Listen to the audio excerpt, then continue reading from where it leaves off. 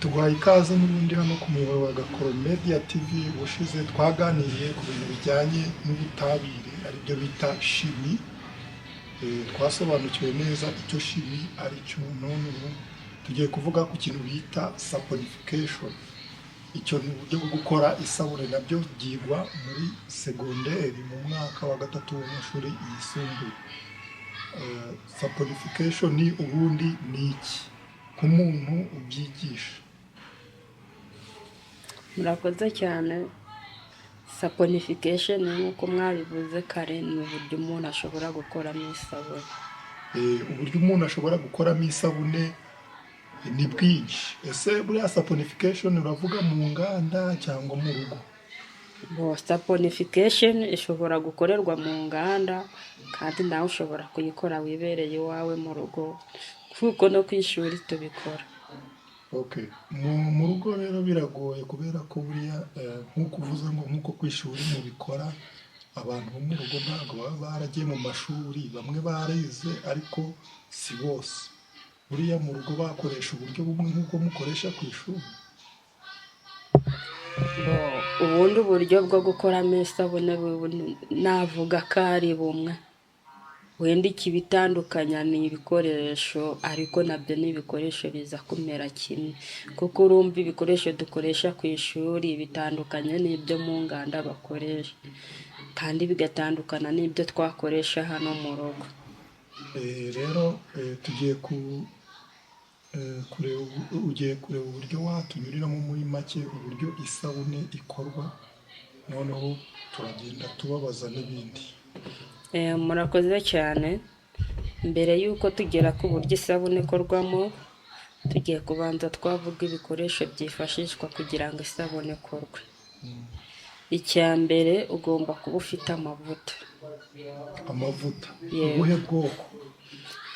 Ni ukuvuga ngo hari amavuta amwe, hari izo twita za palm oil, aya mavuta dusanzwe duteka bisanzwe. Palm oil niyo dusanzwe duteka? Palm oil ari amavuta dukunda gukoresha, tujya kugura bakadusukira, cyangwa bari no mu ducupa cyangwa bari mu kijerekani, aba yaravanwe mu mamesa. Ushobora gukoresha ayo ngayo cyangwa se ugakoresha amamesa. Ariko uburyo bwihuse ngewe numvaga navugaho ni uburyo bwo gukoresha amavuta y'ingurube, kuko byibuze yarahendutse no kuyabona byakoroha. Umuntu akoresheje amavuta y'amamesa, undi agakoresha amavuta y'ingurube, undi agakoresha ubuto, byose byavamo isabune? Yego, kandi imeze kimwe. Mu mashuri se muri gukora muri laboratwari ho mubona mukoresha yayo mavuta? Twe dukoresha ayo nakubwiye yitwa palm oil, amwe yo mu bijerekani, yayandi ibigo bijya kugura bakayakoresha muri kice cyangwa mu gikoni. Icyo ni kimwe. Ikindi gikurikiraho ni amazi. Amazi aya bavoma ku marobine? Nayo muri wasake yakora? Nayo turayakoresha. Ayo waregeje ku ibati nayo yakora? Oya, hariya barimo imyanda myinshi, kandi urabizi hari n'igihe ikirere kiba cyanduye, hariya ashobora kuba ari na acid. Ni ukuvuga ngo ni amazi meza. Uretse amazi ikindi bakoresha ni iki? Ikindi dukoresha ni sodium hydroxide cyangwa se hydroxide de sodium. Mu giturage ho numvishe bayita ngo ni umusemburo. Sodium hydroxide buriya ziva hehe? Hari nko ku ishuri dukoresha iz'ikigo kiba cyavuze, ziba zarakorewe mu nganda, ariko n'i Kigali hari ahantu bacururiza za sodium hydroxide ziba zihendutse, ahantu bita ku mashirahamwe, bahacuruza ibintu byinshi cyane wakoramo isabune. Tuvuze nk'ibyo byo ku mashirahamwe, urumva tumaze igihe twumva Rwanda FDA bivuga ku bintu bitajyanye bitujuje ubuziranenge. Buriya izo sodium oxide ntabwo ari zimwe na za etanolu bajya bakura hanze zitujuje ubuziranenge. ni ukuvuga ngo nayo uko biri kose iva hanze, ariko ikintu kiri ku isoko, ikintu kiri ku isoko ry'u Rwanda, igihe bataravuga yuko kitujuje ubuziranenge, dufata ko cyuzuza ubuziranenge. Okay, ikindi ubwo nari maze kuvuga ibintu bitatu. noneho ubwo ushobora no gukenera kara cyangwa korora ibara. ibara. aho ngaho rero n'amabara nayo barayacuruye. Okay, ubwo ugura ibara gute? Bajya bagira utw'igihumbi, utwa 2 biterwa n'ako ukeneye. Agaki?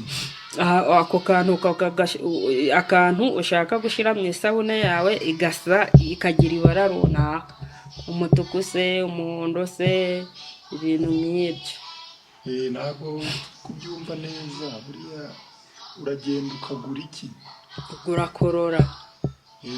Ubwo ikindi kintu cya kane ni ukugura korora. Korora ikaba isa imeze nk'iki? Akaba ari agafu. Ugahitamo ibara ushaka. Ugahitamo ibara ushaka. Okay, ibintu byose bikenewe kugira ngo ukore isabune. Izo ni zo raw materials, sibyo? Noneho hakaza ibikoresho. Hari isafuriya, ubwo turi kuvuga mu rugo. Hari ukuba ufite isafuriya, ufite indobo, ufite icyo twita electronic balance, cyangwa se umunzani wose washobora gupima amagarama. Okay, reka tubijyanye mu buryo. Hari raw materials. Izo ni izihe?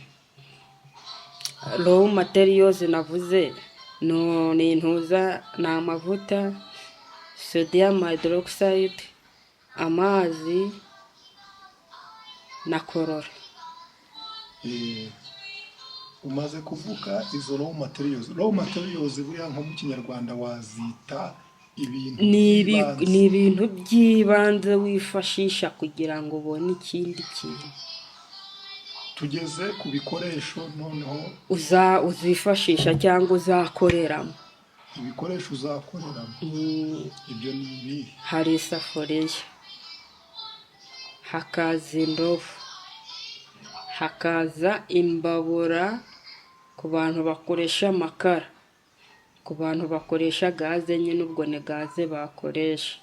Yewe n'ukoresha inkwi ubwo azakenera inkwi n'amashyiga.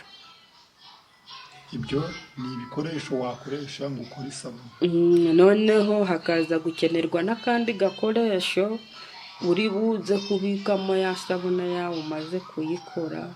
Ako gakoresho kagomba kuba gafite shepu wifuza ko isabune yawe izaba imeze. Ibikoresho raw materials na materials zisanzwe tumaze kuzibona. Noneho igikorwa cyo gukora, tugiye mu buryo rero ushobora kuyikoramo. Icya mbere ubanza gushyushya amavuta. Ubanza gushyushya amavuta, ariko mbere y'uko tugera ku gushyushya amavuta, ikintu cya mbere ugomba gukora ni ibipimo. Ubwo tugiye kuvuga byibuze uri bukoreshe garama 10 za sodium hydroxide. Tuvuge ushaka gukora umuti w'isabune. Ntabwo turavuga ngo dushaka gukora umuti w'isabune, ahubwo tugiye kuvuga twewe tugiye gukora isabune irajyamo garama 10 za sodium hydroxide. Komeza. Ni ukuvuga ngo garama 10 za sodium hydroxide ziragendana na garama 73 za ya mavuta y'ingurube. Ayo angana iki? Kandi ni amagarama 73. Komeza. Noneho tugakenera mililitiro 30 z'amazi. Ubwo ibipimo byumvikanye. Noneho ya mavuta garama 73 turaziteka mu mavuta, turaziteka mu isafuriya naho y'ingezi. za garama 73 z'amavuta y'ingurube. Komeza. Urabizi ko amavuta y'ingurube abafashe cyane, tuba tugomba kuyateka kugira ngo ahinduke liquid. Then noneho nyuma yo kuyateka za mililitiro 30 turashiramo za garama 10 za sodium hydroxide, ariko ugenda ushyiramo gake gake. Ikosa utagomba gukora ni ryo gufata amazi ukayasuka muri sodium hydroxide, ahubwo sodium hydroxide niyo ushira mu mazi. Ni ukuvuga ngo ufashe iki mbere na mbere uhera kuki? Umaze gukora ibipimo uhera kuki? Uteka ya mavuta, sibyo? Wamara kuyateka ukayakura ku ziko cyangwa se ukayakura ku mbabura. Ntabwo uri kubikurikirana neza. Ufata iki? Ufata ya mavuta garama 73 ukazishyira mu isafuriya. Ya safuriya ukayitereka ku muriro kugira ya mavuta ashonge. Yamara gushonga ukayateruraho. Mara kuyateruraho ukayatereka akabanza agakonja byibuza akagera nko kuri dogere 34. Kubera icyo ugomba kuyateka kugira ngo ashuhe, nyuma ukongera ukayareka agakonja. Ni ukuvuga ngo ahangaha urabona aya mavuta arafatanye, amavuta y'ingurube abafatanye, nta kintu wayakorera hafatanye. Rero ugomba kubanza kuyateka kugira ngo abe liquid. Yamara kuba liquid ukayakonjesha. Ni ukuvuga ngo ibintu byose dukora muri chemistry cyangwa se mu butabire bigendana n'igipimo cy'ubushyuhe runaka. Uranavuga muri mwaye nicyo gipimo. Igipimo rero ni ukuvuga ngo ya mavuta urayakonjesha akagera kuri dogere byibuze 34 z'ubukonje.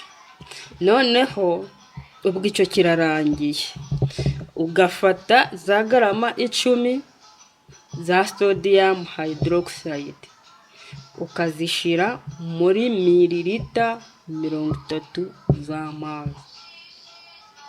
Upimiye ni nk'iki mu bikoresho byo mu ngo? Umuturage yapimisha iki?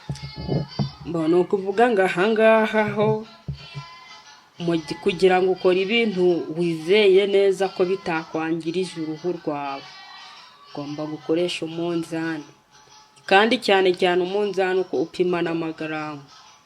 Okay, electronic balance. Electronic balance ni umunzani uteye ute?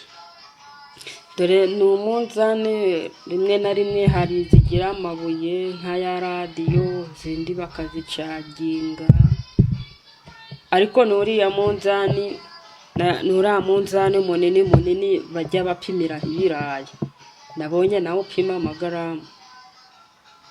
Okay, turakomeje. Bari tugeze aho ugomba ugiye gufata za garama 10 za sodium hydroxide ukazishira muri mililita 30 z'amazi. Kakomeza. Rero uzishiramo gake gake, ntabwo ufata ngo urundemo. Wamara gushiramo gake, icyo ugomba gushiramo gake gake. Mbona ukuvuga ngo sodium hydroxide igira inzara nyinshi y'amazi. Rero ushobora kuyisukiramo icyarimwe bikaba byagusimbukiraho, kandi bigusimbukiyeho washa. Okay, noneho hari ibintu wavuze kare, ari amavuta na sodium hydroxide. Ikibanza ni ikihe? Ugomba kutugaragariza ikibanza kugira ngo umuntu adashiramo mu buryo bubisikanye bikanabyara. Mbona ukuvuga ngo amavuta nayavuze ukwayo na sodium hydroxide ndimo ndayivuga ukwayo.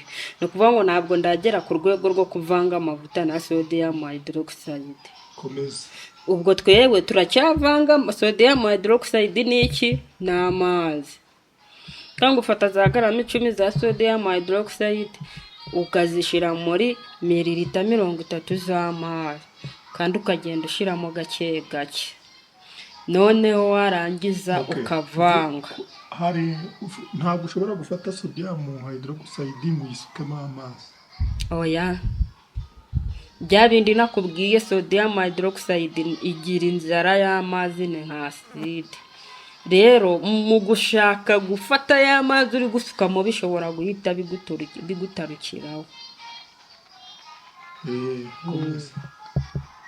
Ubwo wamara gushyiramo sodium hydroxide ukavanga, ariko mu kuvanga aho ngaho sodium hydroxide uyivangira mu kintu kiri plastic, ngo ya mazi ugiye gushyiramo sodium hydroxide aba ari mu kintu kiri plastic, na sodium hydroxide ubwayo ibibitse mu kintu kiri plastic.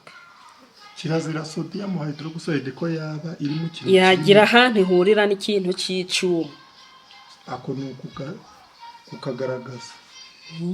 ubwo rero warangiza ukagira ute, ukavanga kugira ya sodium hydroxide yose yongere mu mazi.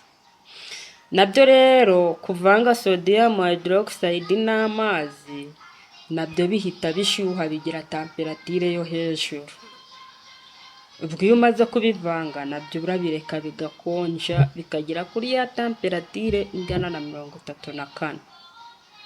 Urakomeje. Ubwo wamaze gutegura amavuta, yamaze kugera kuri temperature ya 34, sodium hydroxide nayo wamaze kuyivanga n'amazi byageze kuri dogere 34. Ya mavuta yawe rero uyasuka mu kintu kiri plastic, kubera ko ugiye kuyavanga na sodium hydroxide. Wamara kuyasuka muri kintu kiri plastic, then noneho ukagenda usukamo sodium hydroxide gake, kandi uko uri kugenda usukamo gake gake akaba ari kugenda uvanga ukoresheje n'imbaraga nyinshi cyane. Urumva uri gufata ikintu kiri liquid ukakivanga n'ikindi kintu kiri liquid. Noneho ko umuntu ushaka kongera mukorora muri cya gihe harimo avanga, abona kijya kumera nk'igikoma gifashe, nibwayishiramo, ubundi agakomeza akavanga paka kugeza igihe ubona ko bifashe neza neza. Iyo bimaze gufata gutyo rero urabifata, ariko ntabwo ukozamo intoki zawe. Icyo gihe uba ugomba kuba wambaye na ga kugira ngo wirinde ko byakugera ku ruhu kuko byakotse. Ngo ni uturindantoki. Ubwo rero bya bindi ya mvange yawe umaze gukora, uragenda ukayisuka muri ka gaforuma ushaka ko isabune izasohokamo isa. Agaforuma ni ukuvuga akantu gaha isabune forume. Tuvuge nimba tugiye gufata nimba ari isabune ya bar ushaka, ubwo forume izaba ari bar. Bisobanura iki? Isabune ya bar. Bare ni ukuvuga ngo harya bivukira iyi sabune tujya kugura yo gufurisha kuri ira forume yayo, umuti w'isabune. Komeza. Ubwo rero usukamo, wamara usukamo ibyo bintu by'ibikoma. cya gikoma gifashe ariko usukamo. Wamara gusukamo ukagenda ukabika ahantu hakonje. Aho hantu hakonje byibuze kugira ngo isabune yawe ibe yabaye isabune ya nyayo. Iyo sabune igomba kuhamara byibuze ibyumweru 4. Ibyumweru 4? Hagati y'ibyumweru 4 n'ibyumweru 6. Gusa na yayindi wamaze gukora ejo yamaze gufata, na yafatanye neza nayo wayikoresha, ariko ntabwo reaction iba yakarangiye. Ubwo naho birangiriye iby'isabune. Okay, iyo ngiyo tuvuze ni isabune yo gufurisha. Ushaka rero gukora isabune yo koga, icyo gihe ushobora kongeramo icyo twita coconut oil. cyangwa se castor oil, amavuta y'ikibonobono. coconut oil niyo mavuta y'ikibonobono. Oya, castor oil niyo mavuta y'ikibonobono.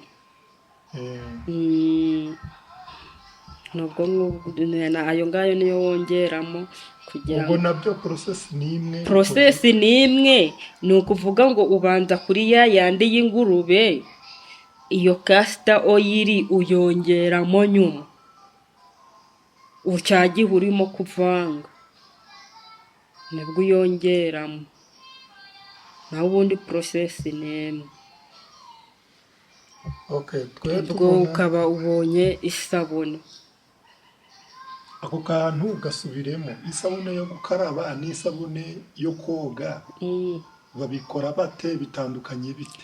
Process ni imwe na materials ni zimwe. Nuko ku isabune yo kogaho bongeramo, nta nubwo bongeramo amavuta menshi, ni utudrop cyangwa se ibitonyanga. Bongeramo ibitonyanga bya coconut oil cyangwa se castor oil. Castor oil ariyo mavuta yo mu kibonobono. Kubera iki bagomba kongeramo ayo ngayo? Kubera iki bagomba kongeramo coconut? Mbongera ngo mu buzima busanzwe nk'uko tubizi, isabune yo koga ibigomba gutandukana n'isabune yo gufurisha. Ayo mavuta rero turi kuvuga ni karite ku ruhu. Nubwo uri kuvuga gutyo ariko abantu bakaraba isabune yo kufurisha. Abantu bakaraba isabune bafurisha. Nta mabura kindi. Vuga nyine ingaruka zabyo. Ni ukuvuga ngo iriya sabune yo gufurisha hari igihe bakoresha sodium hydroxide nyinshi kugira nyine izakesha imyenda. Iyo sodium hydroxide yarenzeho ishobora gutwika uruhu.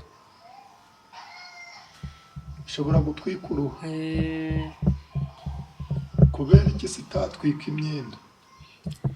Ni ukuvuga ngo uruhu n'imyenda biratandukanye, kandi ngira ngo ndi kubwira ko iba yararemewe gufura.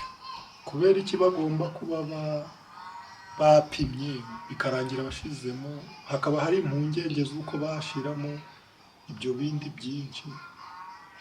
Njye ndimo ndakubwira urimo kuyikorera wowe ku giti cyawe, wayigeneye kuyifurisha, ushobora kurenzaho twa sodium hydroxide dukeya kugira ngo izagire urufuro rwinshi, kandi isabune ifite urufuro rwinshi ni nayo ifura neza.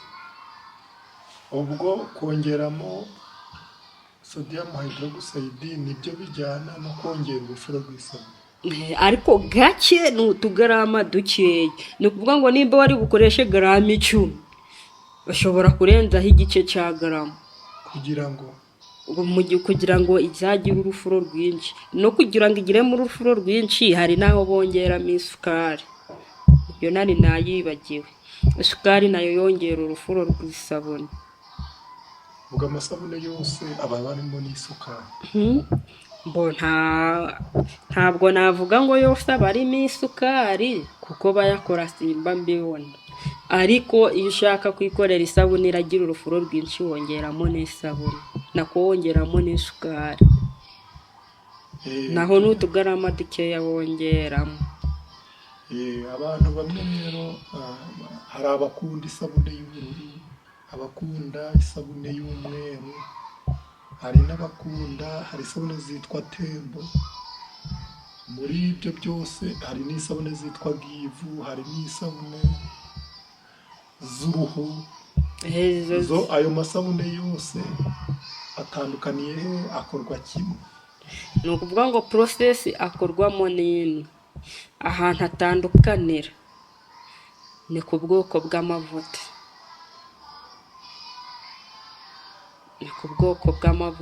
Nimba wakoresheje ayo mavuta ndi kukubwira y'ingurube cyangwa se wakoresheje palm oil, aho ngaho ni isabune isanzwe buri gukora. Ariko nimba ushaka gukora give cyangwa isabune yo koga, ziriya sabune zo koga za karito ujya ubona hari ibindi bintu bongeramo. hari ukuba bakongeramo kasita oyiri, hari n'izo uzabona bashyizemo indimu, hari n'izo uzabona bongereyemo tungurusumu, kubera ko muri tungurusumu harimo twa ingredients tumwe dufasha mu guporotekitinga uruhu. Yego. Okay, none se buriya buri gihe abantu bafura imyenda bakoresheje isabune? muri iki kinyejana turimo umuntu wese ugiye gufura igikoresho cya mbere aba afite ni isabune. Isabune iri liquid n'isabune iri solid. Iri solid bakoresha sodium hydroxide, iri liquid bagakoresha potassium hydroxide, ya yindi y'ifu ni iri solid bakarashira. Noneho mu myumvire y'abantu hari umuntu urangiza gukaraba, yarangiza gukaraba mu mwanya wo kwisiga amavuta akisiga isabune. Ibyo urumva hari ikibazo biteye? Isabune niyo gukaraba ntabwo ari iyo kwisiga. Abantu babikora se? Ni ukuvuga ngo kuba bikora ntabwo abikora kubera yuko ari byo. Hari igihe wenda bikora kubera ko yiburiye amavuta, ariko ntacyo bitwaye. Ese uruhu rusize isabune n'uruhu rusize amavuta urumva ari bimwe? Ntabwo ari bimwe. Ni ukuvuga ngo buri kintu kiba kigomba gukoreshwa icyo cyakorewe. Njyewe ndi kubariza abo bantu bajya babigenza bite? Akaraba isabune narangiza yisiga amavuta. None iyi sabune ntayakoreshwa mu mwanya wo kwisiga amavuta? Urareba hari ukuntu isabune ishobora kukumiraho. Isabune iyo yakumiyeho sinzi nimba wenda byaba byarigeze kukubaho, uba wumva uruhu wagira ngo ruri gukururuka. Icyo gihe rero uruhu uba warubangamiye, nta nubwo no guhumeka ruba ruhumeka neza. Amasabune amwe arahumura andi akanuka. Ibyo bintu biterwa n'iki? Aho ngaho ho biterwa na flavor basizemo. Ni ukuvuga ngo uko ushaka ko isabune ihumura ushyiramo impumuro ihumurako. Ubwo flavor n'ubundi zifaye.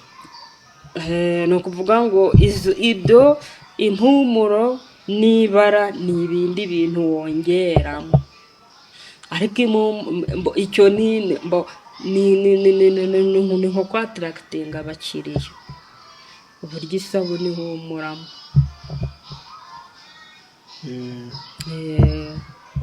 Wowe kuva wavuka wamenye gukoresha isabune ryari? Navutse bakoresha isabune. Waba uzi amwe mu mateka y'isabune ngo wadusangize? Amateka y'isabune ubwo agendanye n'iki? Uburyo isabune zavumbuwe, uburyo zaje kubaho gukoreshwa.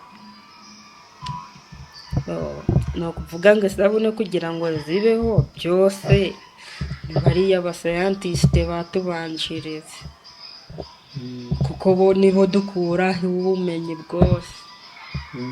Yego. Rero mu ntuza mu mateka hari ahantu bavuze ukuntu hari ubwami bw'abaromani. Yego. Mu bwami bw'abaromani ngo hari umusozi witwa Mount Sapo. Yego. Uwo musozi rero witwa Mount Sapo, abantu bajaga kuhatambira inyamaswa, amatungo. Yego. Urabizi ko kera abantu bajaga gutambira Imana ibyo bafite. Umuntu akajya gutambira Imana ku bworozi, akajyana intama ze, inyamaswa mbese zo mu rugo z'ubworozi, akajya gutambira Imana. Yego. Uwo musozi rero witwa Mount Sapo niho abantu bajaga gutambira Imana, bakajyana amatungo yabo. Yego. Hari igihe rero cyageraga imvura ikagwa ikahabasanga. Yego. Imvura yagwaga kuri ayo matungo urabona ahantu hari amatungo ziba ziharira, ziba zikunkumura ubwonko ubwoya bukagwa, yego, noneho imvura ikabimanukana byose bikagwa mu mugezi wo hepfo y'ako gasozi, mu ruzi rwaho rwari ruhari. yego, noneho uwo mugezi ni uwitwa Tiberiya. Uwo mugezi rero ukamanukana ayo mazi yego, y'uruvange rw'ubwoya, amazi yaguye kuri izo nyamaswa byose bikamanukana bikagwa muri uwo mugezi bigatemba. Igihe hari iminsi rero yageraga abantu bakaja gufura, n'inaha mu byaro urabizi yuko abantu nko kuwa gatandatu bikorera imyenda bakaja gufura mu migezi. yego, Ibyo urabizi. Aho ngaho mu baromani naho abadamu, ababyeyi bajaga gufura imyenda y'abana babo mw'uwo mugezi. Noneho birumvikana bafurishaga amazi gusa, kuko icyo gihe ntago bari bakamenye isabune. yego, Mu gihe rero babaga bari gufura, hari ubwo batahaga babona imyenda yabo ikeye, ubundi bagataha bari kubona imyenda yabo itari guca. Noneho baje kubona yuko igihe imvura yaguye bagafurira muri ayo mazi ari kumanukana n'ibyo bintu, yego, imyenda yabo barayifuraga bakabona iri kunoga vuba. yego, Noneho ubundi bagafura bakabona ntabwo biri kunoga. igihe imvura itaguye. Yego. Noneho bamwe muri bo baje gutekereza, bibajije impamvu basanga diferanse ihari ni uko hari igihe bafurisha amazi arimo imyanda yaturutse aho inyamaswa bajya kuzitambira. Ibyo ngibyo bigatuma imyenda yabo icya. Bafata umwanzuro ko animal fats ubwo ni amavuta aturuka ku nyamaswa. yego, Bafata umwanzuro ko amavuta aturuka ku nyamaswa buriya wayakoresha mu gufura imyenda. Bihera aho ngaho haza ijambo mu Cyongereza ririya ryitwa saponification. Ni ukuvuga ngo saponification harimo ijambo sapo, ni Mount Sapo, byaturutse kuri uwo musozi wa Mount Sapo. Ubwo muri chemistry nabo baheraho babyita saponification. Noneho dukomeje aho ni mu byaro, abahanga bakomeje kubigenderaho bavugurura neza noneho formule ya nyayo yo gukora isabune. Ababikoze bamwe ni Abafaransa. None muri saponification mwigisha haba hari umuntu bakunda kuvuga wenda ngo father of saponification, umuscientist, umuchemist waba waravumbuye isabune yaba hari? Njye ntawe nzi. Ntawe nzi. Okay. Ubwo mu mateka naje gusoma ya saponification nayo nabashije kubona. Ahubwo se mu muco nyarwanda niwe waraganiriye na nyogokuru wawe isabune itaraza bakoreshaga iki? Ubundi njye nyogokuru yambwiye ko igihe isabune zitari zakaje mu Rwanda bakoreshaga ikintu bita igikumbabureme. Igikumbabureme urakizi? Ntabwo nyizi. Igikumbabureme bagikoresha nk'umuti wa kinyarwanda, ariko kigira ikijumba kijya kumera nk'iteke. Ni ukuvuga ngo kigira utubabi hejuru, ikijumba cyacyo kikaba munsi y'ubutaka. Icyo kijumba rero ngo nicyo bafurishaga. Noneho abatabonye igikumbabureme ngo bakoreshaga icyo twita intobo. Intobo urayizi? Nayo ntayizi. Intobo ijya kumera nk'urutoryi ariko rufite ibiheri. Ni urutoryi rufite ibiheri inyuma, ariko cyo kiba gikomeye, ntabwo kiba kimeze nk'urutoryi. Bakazikoresha batazikomeye? Baragisaturaga bagakoresha ibyo mu nda. Yego. Okay.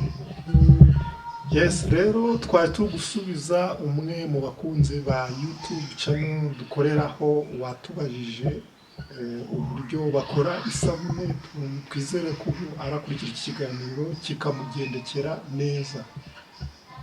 Ibiganiro byacu ni akagaruka gahunda tuzazikomeza. Iyo ni episode ya kabiri, tuzashaka ikindi kintu tuza kuganiraho muri chemistry, kandi nawe ufite ikintu komenti n'ikindi kintu wifuza twakubwiraho neza muri chemistry, wakwandika muri komenti tukazabireba. Wakoze kwitabira ubutumire bwacu.